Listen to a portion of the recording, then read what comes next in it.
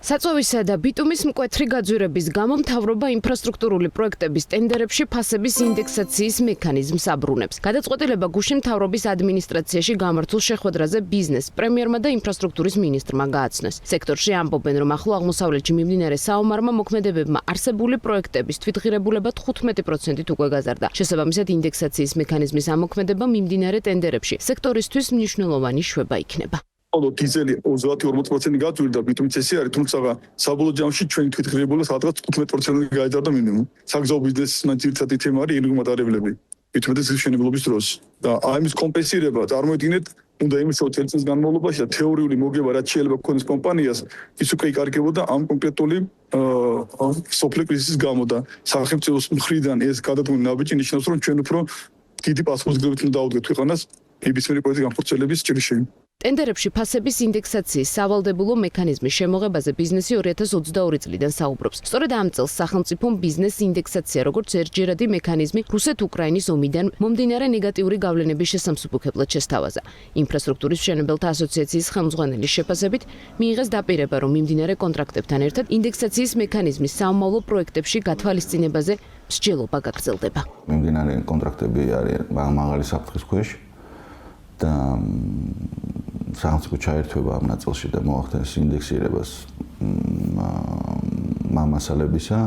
ეს ერთის მხრივ, როგორც ის თქვა, სწრაფი მოქმედების კუთხით და მეორეს მხრივ ინსტიტუციონალურ გზელვადაში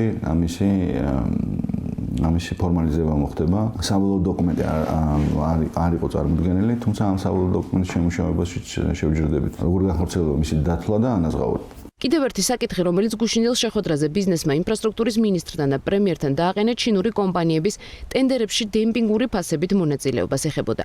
მათი თქმით, ამ ფაქტორის გამო ქართული კომპანიები მათთან კონკურენციაში ვერ შედიან და ვერც მსხვილ ტენდერებში იღებენ მონაწილეობას.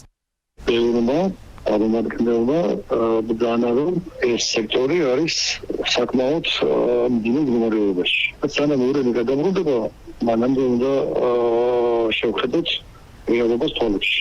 შეუძლებელია, რომ კერძო კომპანიებმა, ქართულმა კერძო კომპანიებმა დაამარცხონ ასებით ჩინური კომპანიები, რომლებსაც სახელმწიფო უკეთებს დოტაციას.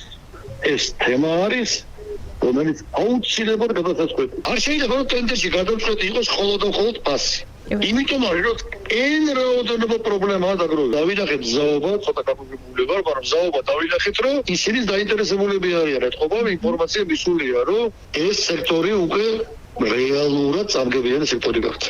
კერძო სექტორში ამბობენ, რომ ქართული კომპანიების ხელშეწყობა როგორც ადგილობრივ, ისე საერთაშორისო ტენდერებში ერთ-ერთი მნიშვნელოვანი კომპონენტია და პროცესში სამართლებრივი მექანიზმები უნდა ჩაიდოს.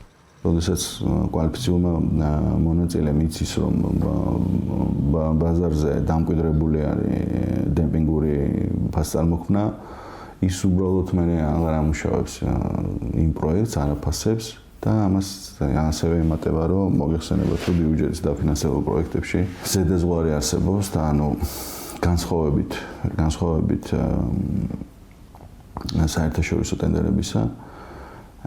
და ჩვენი გუშინაც ქონდა ჩვენ ამ თემაზე საუბარი.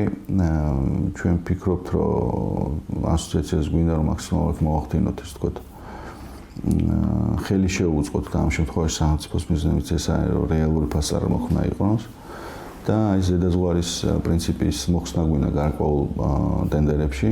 ინფრასტრუქტურის შენებელ კომპანიებთან შეხვედრა მთავრობის ადმინისტრაციაში დახურულ კარს მიღმა შედგა. მთავრობის მიერ გავრცელებული ინფორმაციიდან და კომენტარებიდან ირკვევა, რომ შეხვედრისას შესრულებული სამუშაოების ხარისხზეც ისაუბრეს. მთავრობაში აცხადებენ, რომ სახელმწიფო პროექტებში ხარისხი და ვადები კრიტიკულად მნიშვნელოვანია და ამ მიმართულებით კომპრომისები არ იქნება. მნიშვნელოვანი არის, რომ რამოდენიმე საკითხი, რომელიც მშენებლების მხრიდან იყო გასულ შეხვედრებზე დასმული, დღეს დადებითად გადაწყდა და მთავრობა მიიღო შესაბამისი გადაწყვეტილება, რაც ვფიქრობ, რომ კიდევ ერთხელ შეუწყობს ხელს ამ ბიზნესის განვითარებას და ამ სექტორის განვითარებას. იცით, რომ ინფრასტრუქტურის სამინისტროს აქვს ძალიან ამბიციური გეგმები, ძალიან მნიშვნელოვანი პროექტები განსახორციელებელი, ამიტომ მნიშვნელოვანი არის, რომ ქართული კომპანიები მზად იყვნენ ამ პროექტების განსახორციელებლად. ჩვენი მიზანი არის, რომ მაქსიმალურად მივიღოთ ხარისხიანი პროდუქტი საბოლოო ჯამში და ამაში გადავიხადოთ საბაზრო ფასი, არც მეტი, არც ნაკლები. კერძო სექტორის წარმომადგენლები ანონსებენ, რომ დარგში რეფორმებზე მომუშავე ჯგუფი შეიქმნება,